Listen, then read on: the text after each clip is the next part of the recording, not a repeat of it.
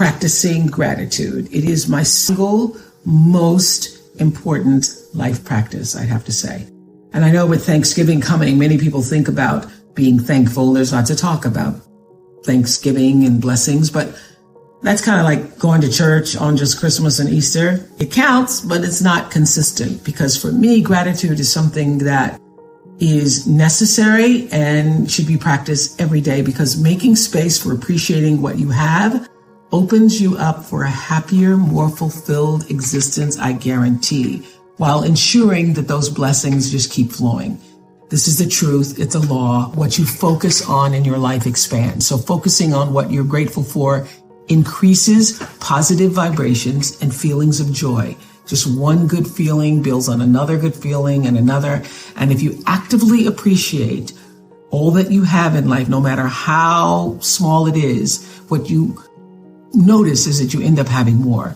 And when you hone in on what you don't have, you never have enough. So being grateful, I've learned, allows us to fill in the cracks and crevices between what we desire and what we already have with positivity. So we can pave the way for grace to show up and lead to an even better life. So how do you make gratitude a habit? For me, the first thing I do in the morning is I read some sort of spiritual enlightenment that allows me to start the day with a positive frame of mind that will only help usher in even more positive energy. And for me, that is the Daily Word, which is Christian-based, or the Book of Psalms, also Christian. Mark Nepo's Book of Awakening is just spiritual, no religion, with a daily meditation. And Rumi or Mary Oliver.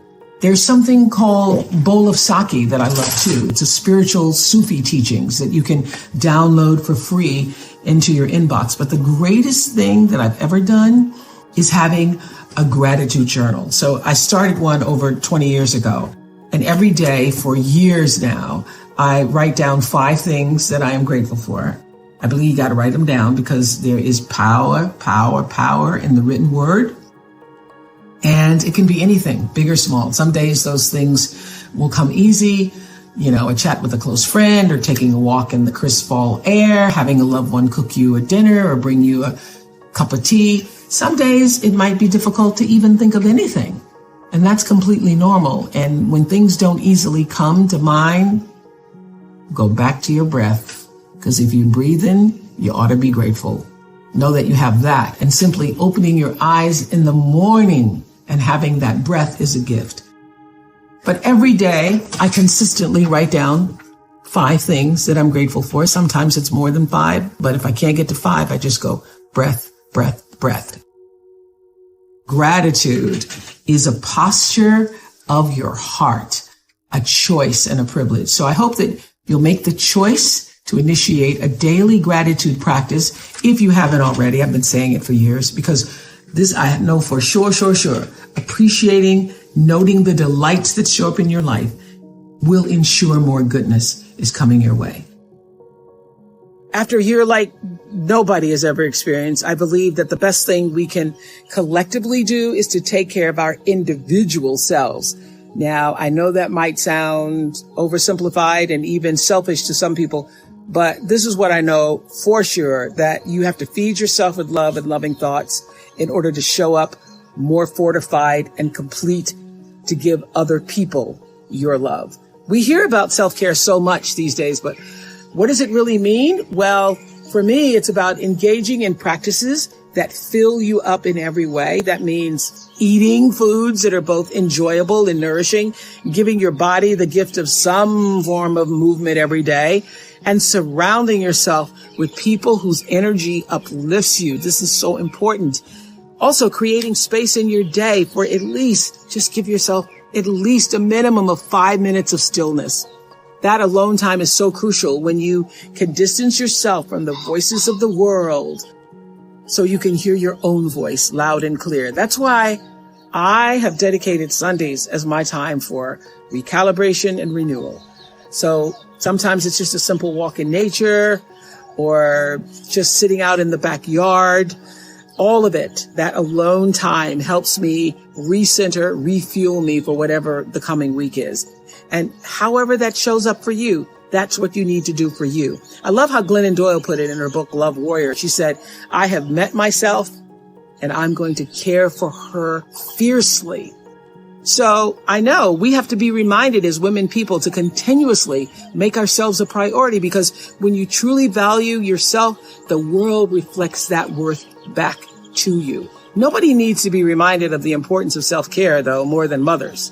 So we all know that back in normal times, before there was the pandemic, moms had so much on their plates, managing the needs of children and spouses and households and in-laws. And that's why I have so much respect for people who do it well.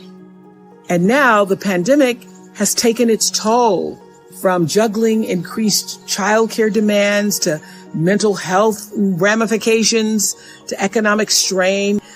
From the more than 5 million jobs of women were lost since February of 2020.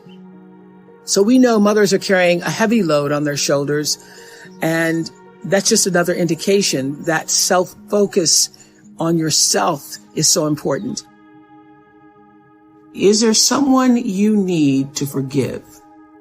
It's one of the most difficult principles of life to practice, but it can also be one of the most rewarding. It's one of the grandest gifts you can give to yourself.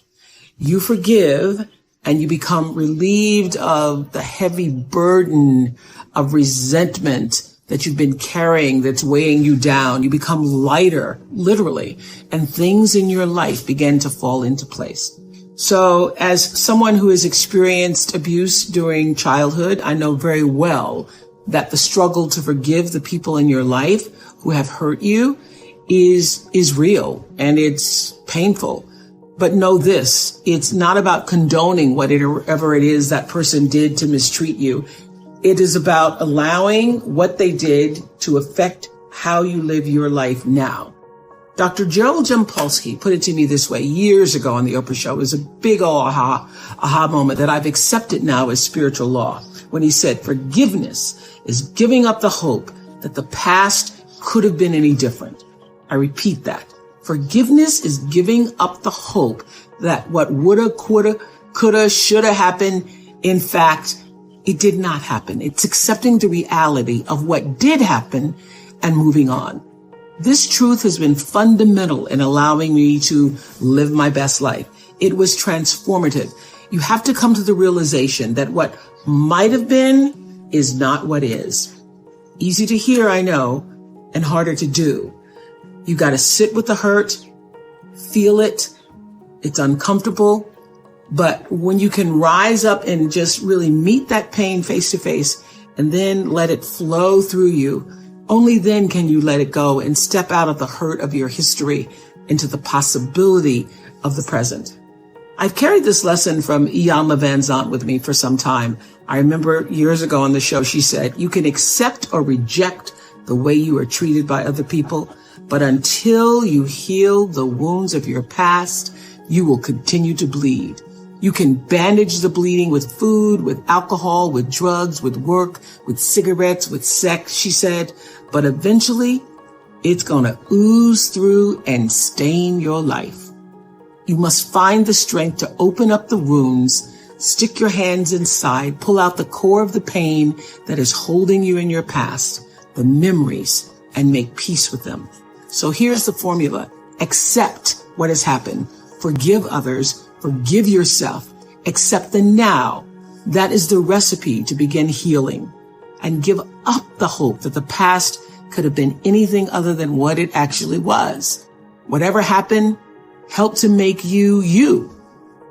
My hope is that you find the courage to relinquish all your grudges, because what I do know for sure is that on the other side of forgiveness is freedom. The freedom to live the life for which you were intended and the one you actually deserve.